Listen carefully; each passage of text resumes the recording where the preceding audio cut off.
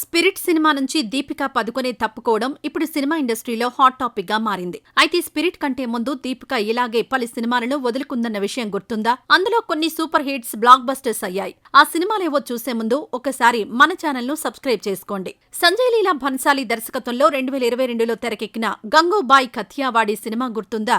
ఈ సినిమాలో ఆలియా భట్ అద్భుతంగా నటించి ఏకంగా జాతీయ ఉత్తమ నటి అవార్డు అందుకుంది. అయితే ఈ సినిమా ఆఫర్ ముందుగా దీపికాకే వచ్చిందట. కానీ అప్పుడు కొన్ని కారణాల వల్ల దీపిక ఆ సినిమాను చేయలేకపోయింది.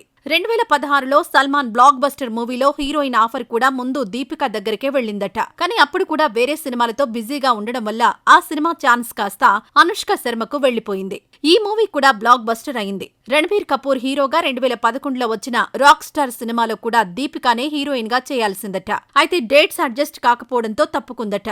ఇవే కాదు, 2015లో వచ్చిన fast and furious 7, 2013లో Dhoom 3 cinema ఆఫర్లు కూడా ముందుగా దీపికాకే వచ్చాయట. కానీ డేట్స్ సర్దుబాటు చేయలేక తప్పుకుందట.